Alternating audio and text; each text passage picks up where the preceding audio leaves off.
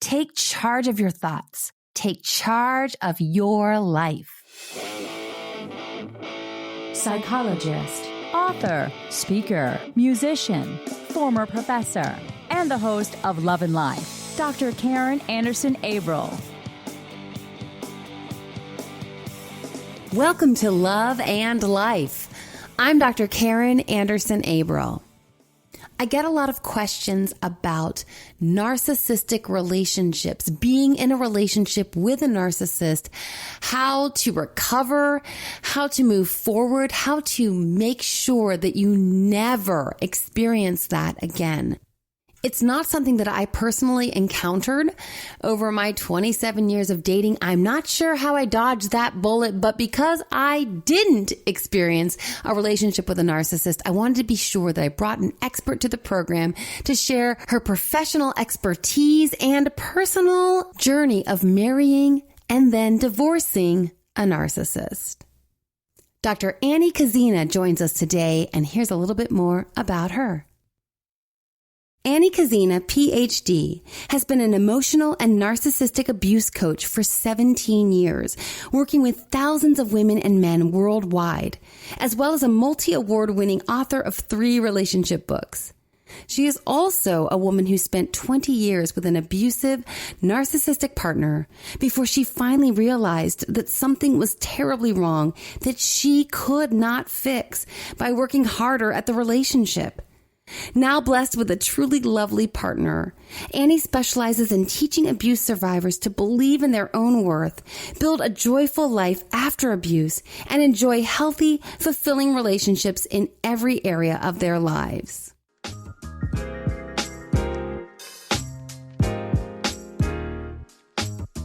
Dr. Kaszina, welcome to the program.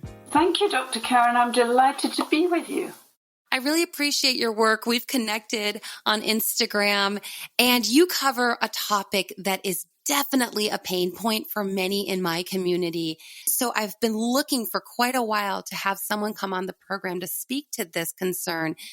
It's very much something that my community has dealt with in past relationships or currently even, and that's being in a relationship with a narcissist. So could you tell us a little bit about how you came upon this area? And I know it's probably nothing that you ever set out to, I want to be the expert on narcissism, because it's not such a pretty place to be, but yet such a very important place for those who are struggling and have gone through that trauma to have someone to look to for support and counsel and advice. Well, the way I got into it was that I was in a very long marriage, and it was a profoundly unhappy marriage, but I thought it was worth fighting for. Gradually, I started to get an awareness that something was wrong. And I thought that something was wrong was that my husband had an anger problem. He certainly was a very angry man. Then I was told that it was actually not an anger problem, but emotional abuse. And there's certainly a huge degree of emotional abuse in it. And subsequently, I realized that actually I was dealing with a narcissist. And there's this incredible feeling when I realized that I was someone that this had happened to, all these things had happened to me, and there are huge numbers of people out there. And I felt, well, someone had to start redressing the balance. And I thought, hell, this is my best way of doing something meaningful with my experience. That's how it started for me. It's so true that so many of us, I've heard it put this way, your mess becomes your message. So those messy seasons of our lives, we take the power back by saying, okay, I now am going to work my mind around this, figure out, in your case, use my education and my degrees to become more savvy so that I can share that wisdom that I learned through so much heartache, but I can share that now with others, hoping to help educate them. As you said, there's very little out there, unless you've taken some graduate coursework in psychology, there's very little, at least until very recently. I do think social media, there are accounts like yours that are helping to shed light on what can feel very, very clandestine. And I know that from the women that I interact with, they feel completely caught off guard. They had no idea. And as you spoke to in your marriage, you had no idea. Here you are, a psychologist, and you're in an emotionally abusive marriage. Absolutely. And I was actually married to someone in the medical profession as well. But he was very interested in mental health, and he had a lot of explanations for everything that was wrong in our marriage, and it was all my emotional problems, which is very typical of a narcissist.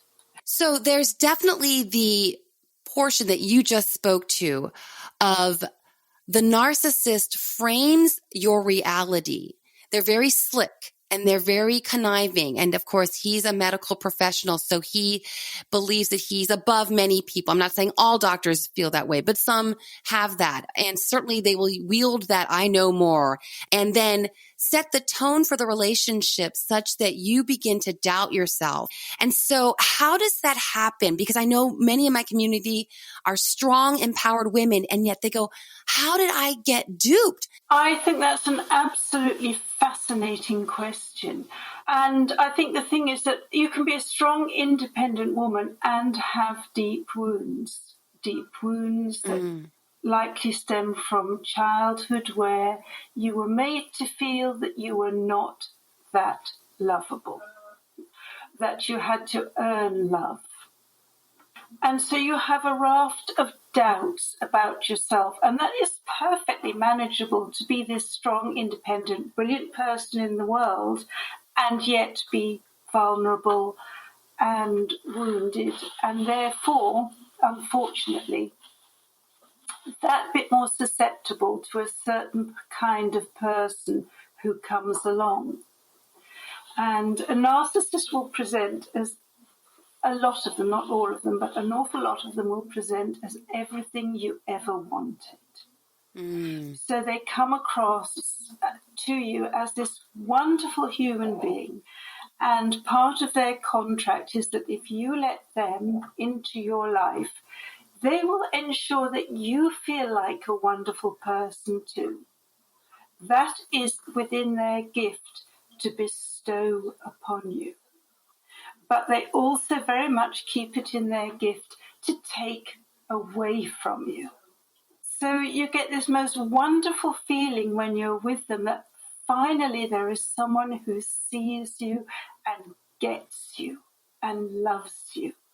And they do this very well. And then gradually they start taking it away. The first time that it happens, you think, my God, what on earth have I done? Because I must have done this to make this person pull out on me like this. And you do whatever it takes to get them to love you again. And then they gradually start dripping their little bits of poison into your heart. They start letting you know then you're not as good as they thought you were. That actually you're not really worthy of them. And in theory, as a strong, independent woman, you'd say, hey, I'm not taking this. I'm walking away. But the reality is slightly different. What I've noticed with the many clients I've worked with over the years is that they do a trial run with you very early on. A trial run to see how you will take a bit of disrespect and a bit of rejection.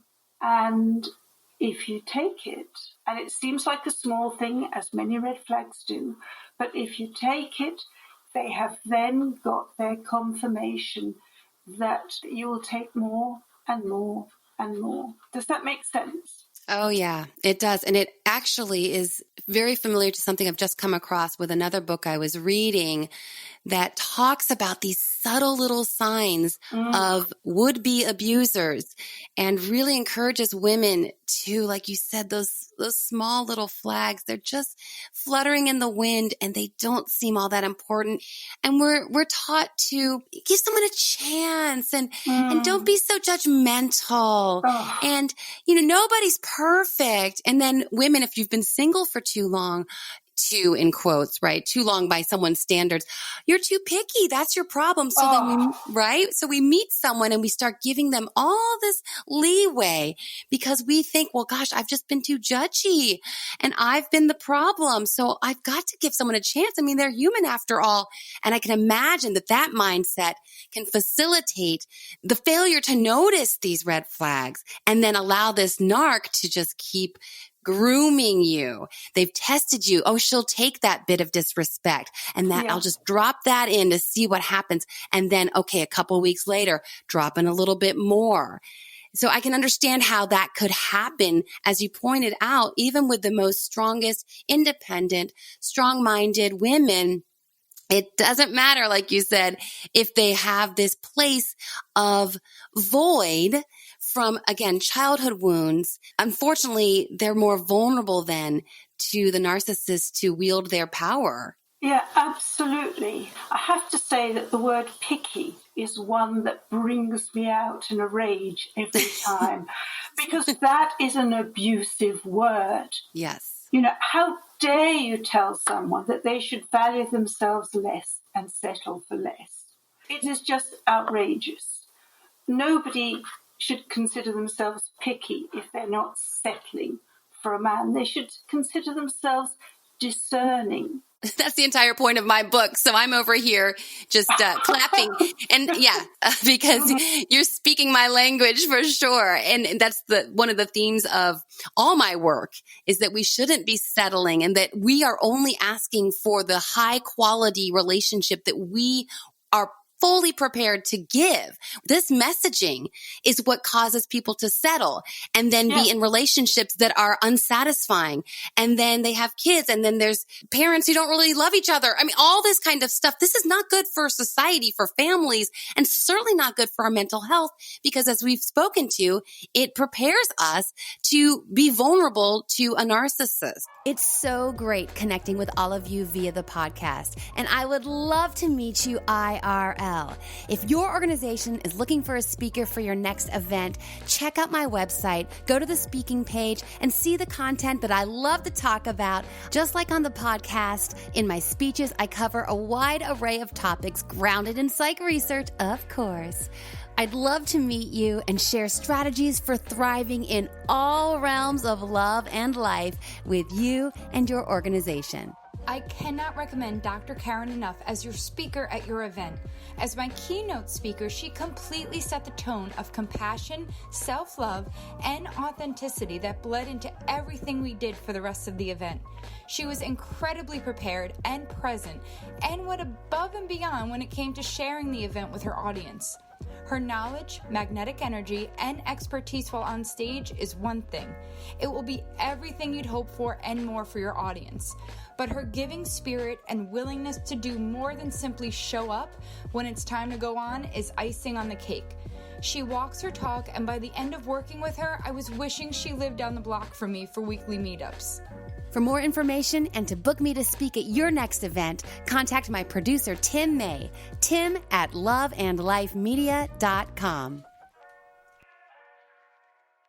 Now, when we talk about these narcissists, when I was studying such things, the personality disorders were understood to be pretty well established within the first 2 years of life. So the narcissist, it has their own wounds and deficits, which have then caused them to essentially have infantile neediness, infantile grandiosity, the way that a 2-year-old marches around the terrible twos, right? Marches around the room. They're wielding their little maniacal power as a 2-year-old and expecting everyone to kowtow to them. And that essentially you can look at a 45-year-old narcissist and they may appear very accomplished and very capable in many realms of life, but emotionally they really have the emotional maturity of a 2-year-old. Absolutely. When I was in my marriage and I was with the husband who was a medical professional and probably about 45, there was one night when he was very, very angry. He happened to be in his underpants at the time. And as he slammed the door, I actually had a picture of this overgrown child in my head. I actually saw the fickle 2-year-old in the body set of the man. It was that clear. I didn't know what the hell I was looking at the time, but it was like that, totally. Yeah. But I think one thing that bugs me a lot is people say, oh, narcissists are wounded, we've got to understand them, and we've got to have compassion for them. I have a big issue with that. Narcissists have been wounded. It's very likely, it's true, but so have we all. And some people have gone one way, and some people have gone another. And narcissists choose their behaviors. They choose who they do it to. They have some control. And I think that's, for me, very important to hold on to that. I agree. I think it's very important. I did an Instagram post a while ago, and I said, your past is an explanation, not an excuse. Yeah. I do think that for women like you and me, we're analytical, we're psychologists, and certainly the women in my community, we're very cerebral. We do want to understand, but that doesn't give someone a pass. We all have to, part of the hallmark of being an adult is to own your choices, have personal responsibility, personal accountability.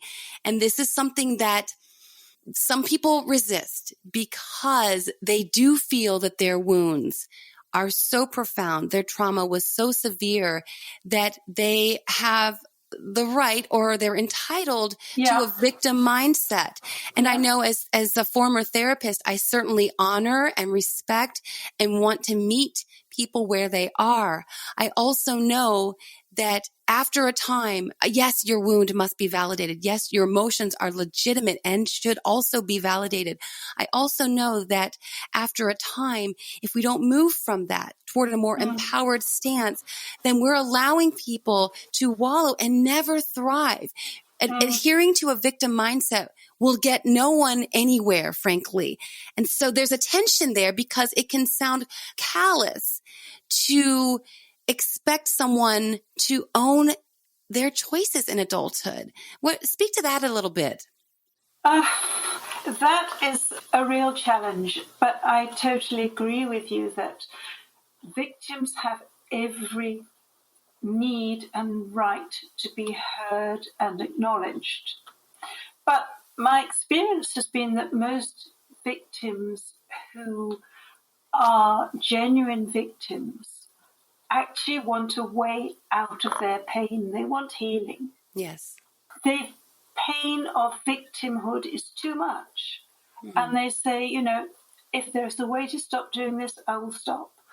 And narcissists have a wonderful victim story. They all do. Whether it has any bearing on reality is another matter. Some narcissists have had dreadful childhoods. Some have had less dreadful childhoods. But it's like for them, a cut finger could be more painful than an amputation of a leg without anesthetic might be for another person. They can actually focus on whatever pain they've got and justify how they treat other people because of it. And they will stay with that pain because it gives them power and leeway. Oh my, yeah. It's sometimes when I talk about these things, it seems so convoluted. So putting myself in your situation in a marriage, and you've said vows and you've created a life with someone, and then to slowly start to see them reveal themselves to you. And again, your mindset is, wait, I fell in love. We had this amazing romance. We said vows. We committed to each other. And yet to see it being so slowly revealed, I'm sure that there were times where you felt, and I've heard this from those who've struggled with this or been in a relationship with a narcissist, that they feel that they can't trust their own judgment anymore. They become it feels so convoluted for them in their own experience, in their own mind. Well, yes, I think there are two things going on there, actually. If I can share my own experience, because it actually illustrates both. Oh, please do, yes. Well, I met my husband and married him very swiftly, as one often does with narcissists. They're quick wooers. They want to tie you into a commitment very fast. Part of the reason was because his mother was threatening to come over from another country and stay with him. And he was terrified of that. So that was one reason for marrying me quickly. So he married me very quickly. My parents, who were not a bundle of laughs, disowned me. Oh. So I was deep in trauma. And on our honeymoon, my then husband had his first full-blown temper tantrum and silent treatment and stopped talking to me for 24 hours on the honeymoon. Oh, my. So there I was. He'd achieved one thing that narcissists love to do, totally isolating me from my family, so that I had kind of lost my support system. Mm-hmm. Going back, I would have had to make myself look like a fool. So there's that side, the public humiliation that they create for you. And on the other side, there is this, I just don't get it, what's happened here, you know. Right. And you're totally destroyed. And all you've got left is to try to get the relationship to work again. You know, it's a really shocking scenario that you find yourself in. And it's a huge trauma, and you get over that one. And then the trauma is repeated and repeated and repeated. And you really do end up with CPTSD, because it's just shocking. And you're totally, totally disoriented. Anybody in that scenario doesn't really have a chance to make sense of it. They've got so much stuff going on, so much pain. Yeah, it reminds me of the classic cycle of abuse, where there's like, it's, and we think of that typically, that model spoke to physical abuse, but obviously we're much more aware that there's many different forms of abuse, sadly. And yes, emotional abuse, narcissistic abuse, and that narcissistic rage that then with the stonewalling on your honeymoon, yet already you've been disowned by your parents, and which only fuels your fire for your love, right? You don't understand. This man is my soulmate. He is the one for me. And so you've placed all this energy toward this relationship. So then you are fighting internally as well to keep it alive and to justify, because it's human nature. You want to justify that you made the right choice. Absolutely. And the disowning came about in part because of his efforts. They love to separate you from people, but mine worked the miracle very fast. And the separation then provides you with no objectivity. And That's right. And like you said, your own discernment has left you because you now are fighting for this on an emotional level, because it's all you have left now. So you're in survival mode, and you're very vulnerable for them to wield their power over you. Yeah, and it does very often. The violence, the awfulness generally does escalate when you are married, on your honeymoon, when you get pregnant. The more at their mercy you are, the worse it is likely to get. Can you share then how you were able to extricate yourself? I'm thinking of someone who's listening who goes, oh my gosh, everything she's saying is what I'm dealing with. And I knew there was something off. But again, maybe this person's fighting currently and they're in survival mode and they are cut off from their support system. What were some of the steps, the realities of the relationship that finally became clear enough for you to say, okay, no more? And then how did you extricate yourself? Because I'm quite sure that your husband wasn't prepared to let you go, because he certainly liked this arrangement. And then as you try to pull away, I'm sure he tried to wield even more power to keep you to stay. My own story, again, which I think is kind of useful because it's like other people's, is that I decided to leave him. He behaved extraordinarily badly when we were on holiday once. And, what he was constantly doing was hitting own personal worsts, managing to be worse than before and worse than before. And on this occasion, it was so offensive to me that I said, look, this is the end of it. Well, I'm done. I'm totally done. But we were locked on holiday, 3 of us, him, me, and our child, for another week. Somehow we didn't think to go home early, but by the time we left the holiday, we had agreed to an amicable trial separation. which is a very bad idea. So we had the amicable trial separation, and he managed to be thoroughly amicable for several months till I took him back.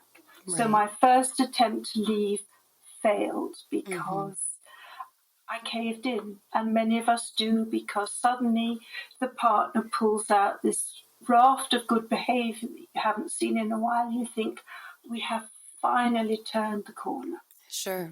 So I failed. And then that made it harder to leave, obviously, but then various things happened. There was the moment when I was looking at my dog, and the husband said to me, "You've got to choose between me and the dog." And this little voice in my head said, "It's got to be the dog." I didn't think about it. It just came out because the dog was something special. Yeah. But then again, he was a good boy, and I took him, that's the husband, not the dog, back for a little while.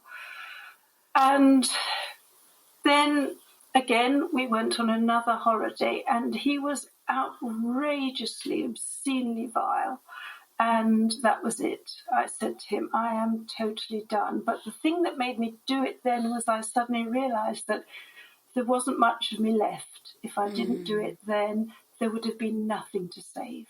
I would have just been totally broken. I don't really believe in broken, but at that point I knew my mental health was really failing, that I was about to give up on myself totally. And so I left to save what little there was.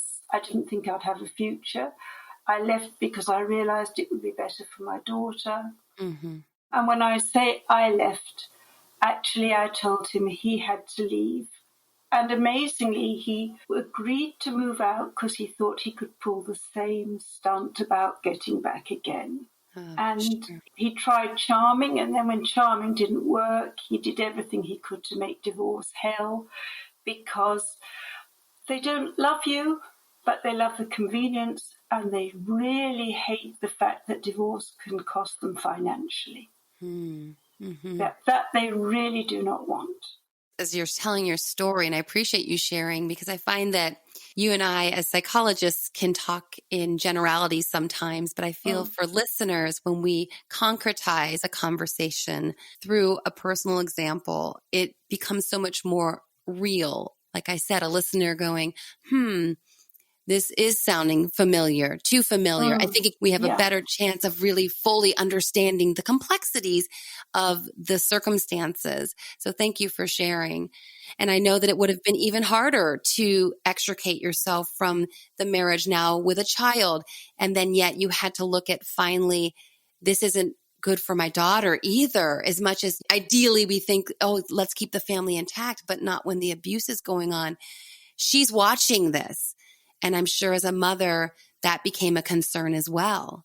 Yeah, a huge concern. Obviously, as a mother with a not ideal family, I wanted to do better. And so I hear this story from clients all the time. So what you do is you try and shield the child from the abuse. And you can't. The child picks up the atmosphere, for sure. And then I suspect that most abusers do this thing of running the abusive scenarios in front of the child so the child does not miss out. And the third piece of that is that narcissists, of course, will be in a competition with their own children, and they will have to beat their own children and intimidate their own children. My ex was one of those good parent types. Narcissists will do this wonderful better parent routine when they've got an audience. Mm-hmm. And they'll still do their gaslighting thing and tell the other parent that they're the better parent, even when they've just been vile to their own child. But you cannot hope, as we all do hope, that a narcissist will parent their own child in a normal, healthy way. They won't. They just won't.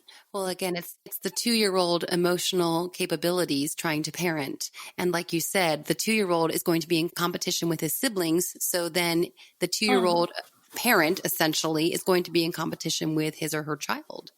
Yeah, and the degree of brutality that they show, emotional brutality, is just shocking. I mean, yes, it is 2-year-old emotional stuff, but for me, I can't separate it from the sort of adult brain. Mm-hmm. It doesn't happen unconsciously. Narcissists think how to wound people. They really work it out. So calculated. It's a little terrifying. Yeah, it is. And I think for me, that's really important to keep in mind. Yeah. Let's connect on social. I'm most active on Instagram at Dr. Karen, that's dr.karin. On Twitter, I'm at Dr. Karen Anderson. Live tweet with me when I watch my favorite shows, Will and Grace, my brand new fave, God Friended Me, and of course, all shows Bachelor Nation. Join me on Facebook where I'm stepping up my Facebook Live game. I'm at Dr. Karen Anderson Abril. As you moved past, once you were separated, and I'm thinking again of listeners who may start to strategize if this is the next step they need to take for their own personal health and emotional well-being, what sorts of ways did you go about healing, becoming stronger, reassembling yourself after repeated years of this narcissist breaking you down? How did you find wholeness again? And I'm sure that was a long and arduous path. Oh, was it just? It was enormously difficult. I think one of the things that I've learned, which I always teach clients, is that you can expect to feel pretty awful, that you can expect to have a vile monologue going round in your head the whole time about, how rubbish you are. And that's normal and understanding. You can expect to have some pretty vile days and achieve nothing, and that's okay. That's part of what you've been through. One of the biggest things that worked for me and works with a lot of my clients, and I've used it with women I've worked with in refuges and so on, when they've been able to have very few resources because, they were financially stuck and there wasn't much available for them, is just something as simple as getting them to do 20 celebrations a day. This old thing about at the end of the day, you write down 20 things to celebrate. Yeah. And I've always been pretty ruthless that it has to be 20, particularly when you feel that you've got nothing in the world to celebrate. Right. Because it requires a huge effort to think, oh, God, what was good about my day? Well, I had a bath. I guess the sun shone for 5 minutes. Someone smiled at me in the street. But the effect that has on just lifting you emotionally is really powerful. And writing it down, committing to it, all starts to build a tiny, healthy habit. Right. And a tiny, healthy habit starts to build the strength and the resilience and help you reconnect with your joy so you can heal. So some of it's really, really small stuff like that. Some of it is information, getting the support that you can. Journaling is also good. Just the 20 minutes a day, the brain drain, writing down whatever comes into your head on paper. That's the Julia Cameron stuff. But I think for me, one of the biggest things that held me back and which holds a lot of people back is this thing, my God, I've been through such huge trauma. It's going to take a miracle to heal it. Mm-hmm. And there aren't miracles. The miracles are all in the small things. The really boring things like 20 celebrations a day. These make the incremental changes. It's the first domino, and you start pushing the dominoes over. And healing is always a possibility. But you have to start small, expect tiny results, be patient with yourself, and accept that you've learned the right to feel just as awful as you feel. And it doesn't mean you're not a worthwhile person. And the celebrations reminds me of all the psych research that correlates gratitude with well-being, emotional well-being, and happy people are grateful and grateful people are happy. And so those celebrations are a way of taking control back. Yeah, absolutely. From a space of being so utterly out of control to say, yeah, you know what? Yeah, it's still bleak and I still feel pretty horrible 99% of the day. But for this 1% of the day, I'm going to focus on celebrations. And that's me taking back control, me not allowing this person who had power over me for so long to now cloud my joy in this moment. And I'm not going to act like I can be joyful the entire time because I'm still in recovery. But for this moment, I choose to look to joy and to celebrate. Absolutely. And to me, that's empowering to say, even emotionally. I can imagine myself in my head wanting to say, you can't ruin this moment for me. No, you ruined a lot, but you're not taking this moment. And I love those. And they're not little gestures. Like you said, they're small practices, but they really have a profound impact. They really do. And one of the things that came out of that for me was I started to think about the ex as he was by then and think, what a complete and utter moron you are. You know, that there is so much in this world to enjoy, and all you could do was concentrate on the negative. What kind of moron are you? And that was another step into my own power. Yeah. And I love that. It's all about empowering ourselves such that we can take control of moment by moment. And it goes back to the mindfulness literature, which helps us with anxiety of any sort, whether it's related to it being with a narc or not, that when we stay in this present moment and we ground ourselves, we find that peace. And it's not a small thing. It's not a difficult practice to learn and to implement in your life.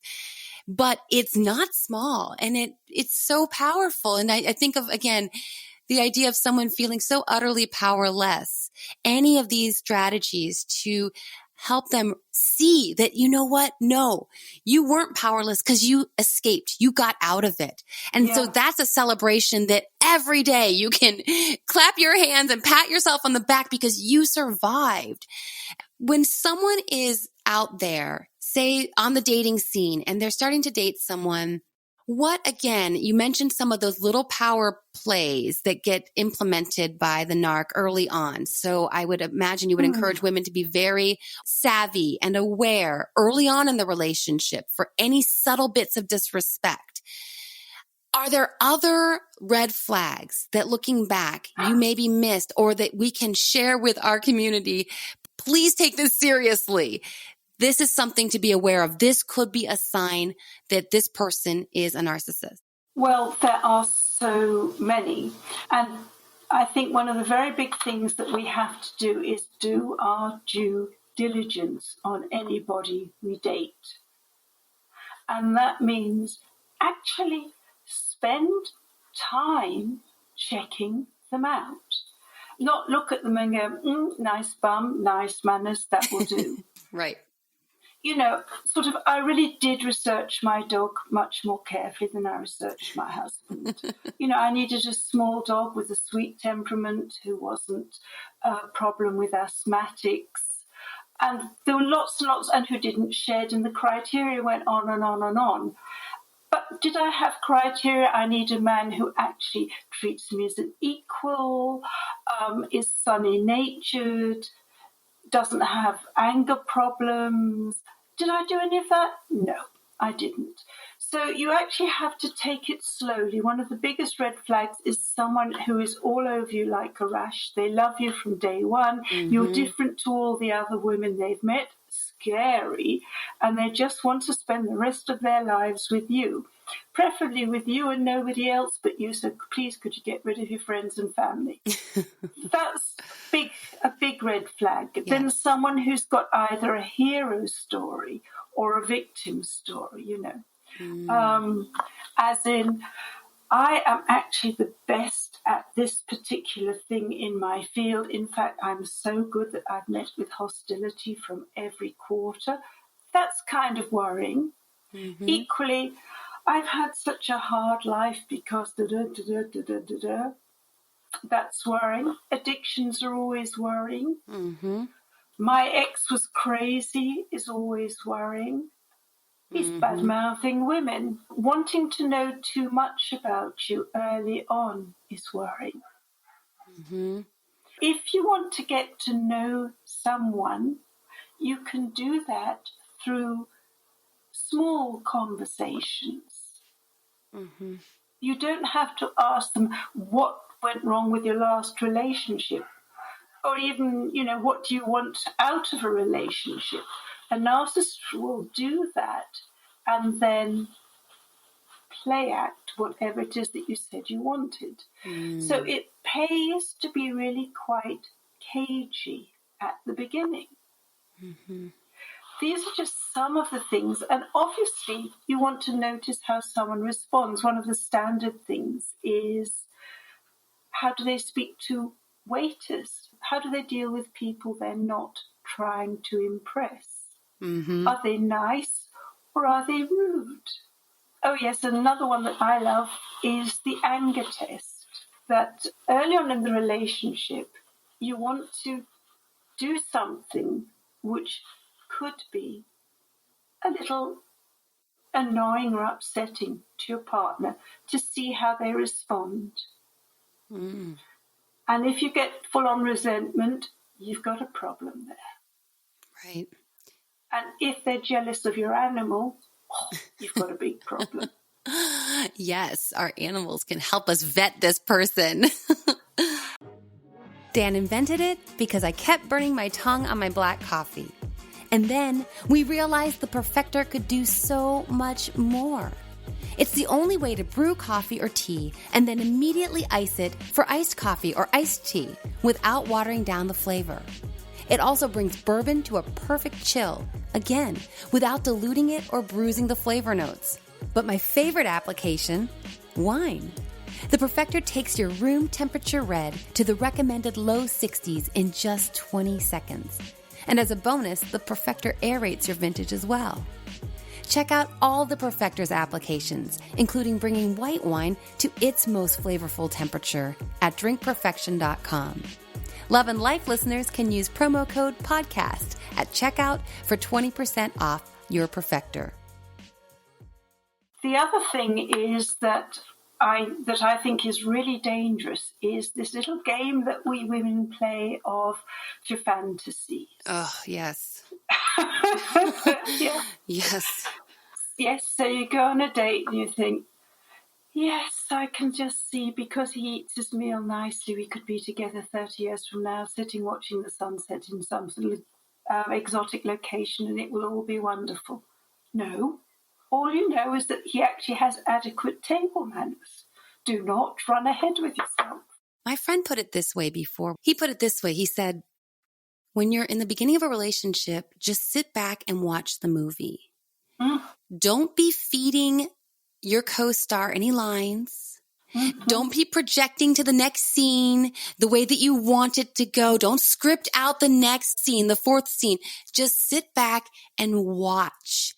Because otherwise we get ahead of ourselves, and then we've got these rose-colored goggles on, and all we can see is this fantasy that we hope it will be.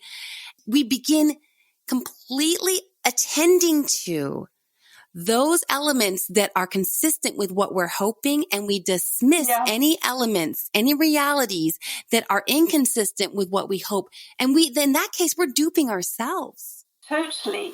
Yeah, and that's why you love the person so much. You love the fantasy that you've created. Right. Why is it worth staying with someone who's disrespecting you a bit early on? Because the fantasy promises you so much better. Right. But it doesn't. No, and that's where we have to own our part. So no matter if we've experienced this before or if we're just fresh on the dating scene, we have to be savvy. We have to lay back. We cannot rush things. I've heard it put this way. You can't rush a good thing. Yes, you can. Rushing in the dating scene is never a good idea. Giving too much of yourself to someone who hasn't demonstrated that they are worthy of you giving. I'm not just talking about your body. I'm talking about your time, your energy, your heart, your emotions. You don't give that over too quickly to anyone. It's not wise. I talk about love smarter, not harder. And I think so many of us are out there loving so hard, but not with any wisdom. We got to keep our head in the game.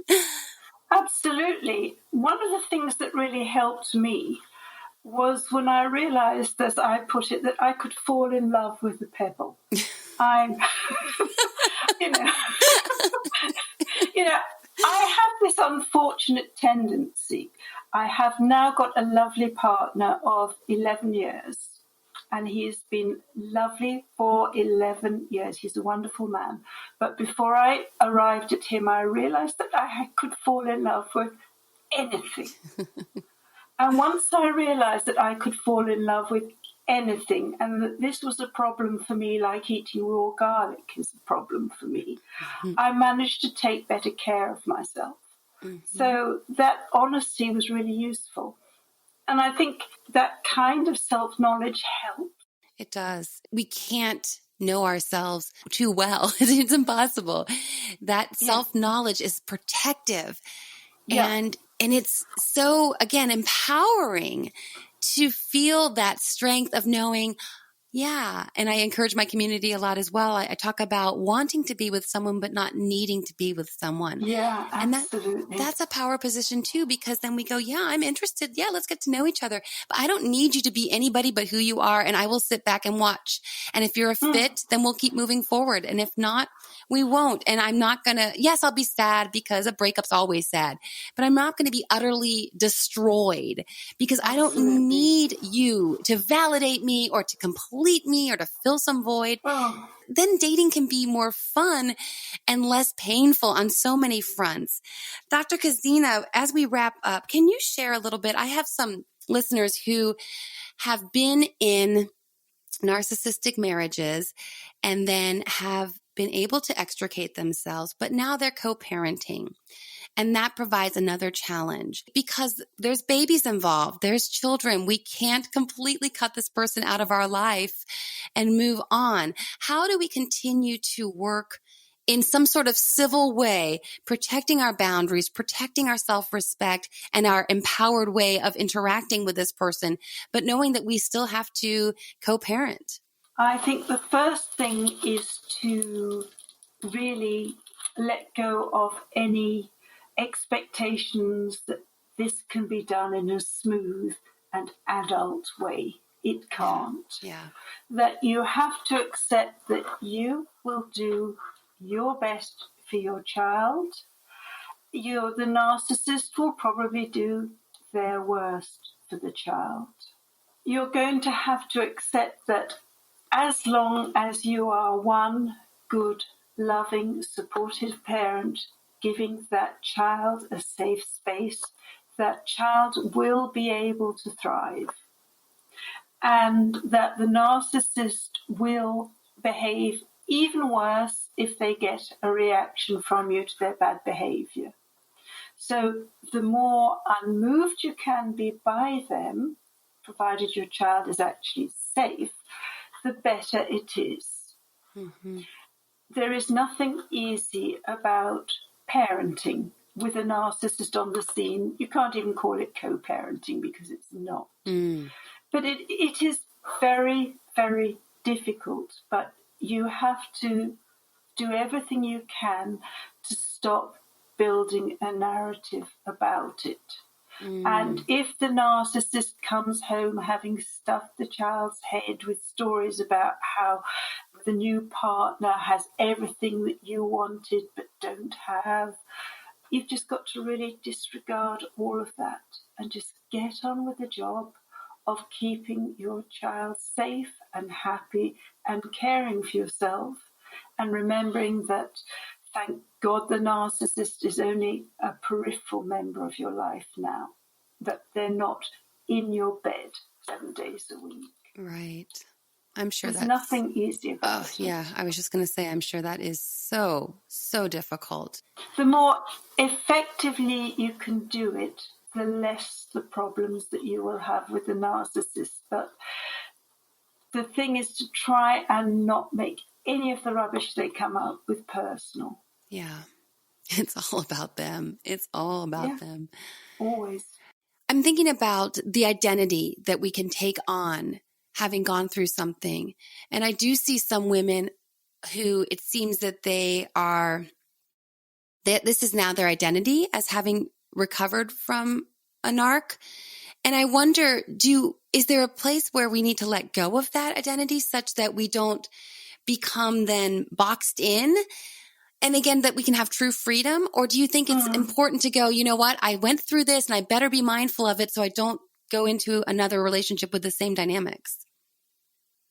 Great question. I think it's really important early on to know that this is where you've been. You cannot ever afford those wounds again. Mm-hmm. You cannot afford to go through them again. And I think it's worth keeping that in the back of your mind, a little bit like a recovering alcoholic. Mm-hmm. You know, you can have alcoholics who are still recovering alcoholics after 22 years of not having a drink. But you can also go into a place in time where you trust yourself and you can just live spontaneously. Mm-hmm. But I think you will always have a heightened awareness, and that's good. And I think for the rest of your life, if your intuition is functioning as it should be, and it will be, if it says don't go there, you just believe it. Mm-hmm. Yeah, I'm so interested in the science on intuition that's coming out more and more.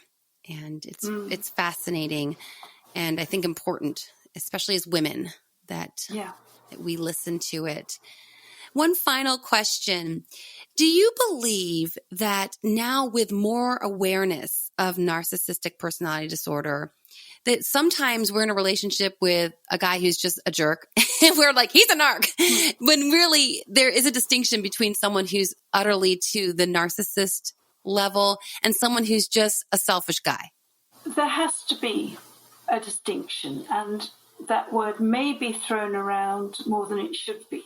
However, I don't understand why anybody would want to remain in a relationship with a jerk or with someone who's selfish. So although possibly that person may or may not deserve the label, I think the point is that the person labeling the jerk is making an important point, which is, this is not right for me. Yes. And if you have to use the word narcissist to justify leaving a relationship that is not good enough, that works for me.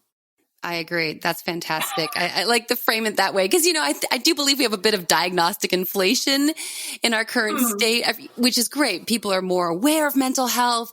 We're more savvy about it. But then I do worry sometimes that people are diagnosing left and right, and that adhering to an identity of I have this and this and this may be disempowering. Again, a little tension there for me, but I like how you explained that. I think that was well put.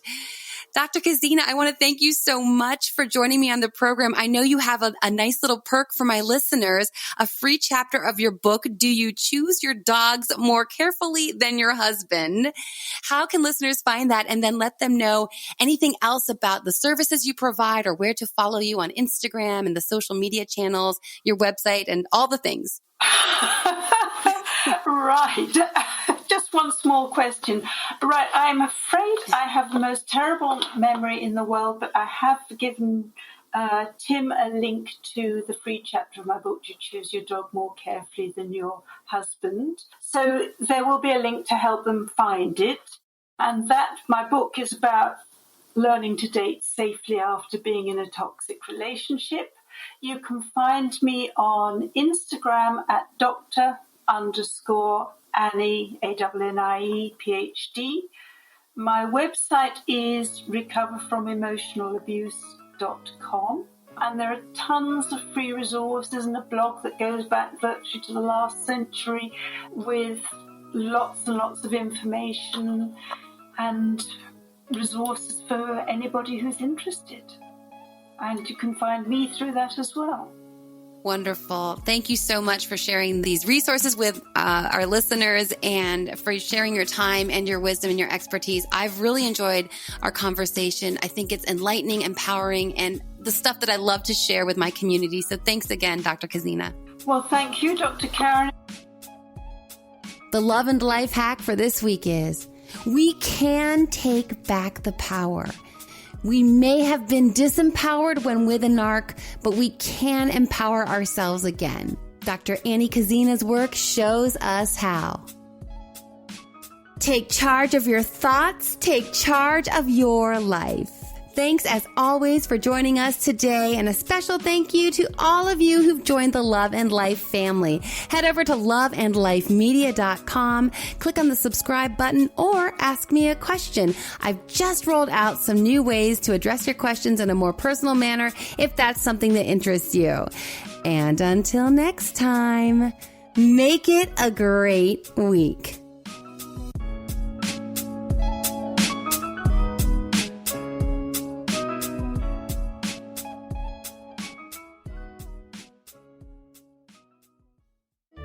Love and Life is produced by Tim May and hosts and executive producer Dr. Karen Anderson Abril.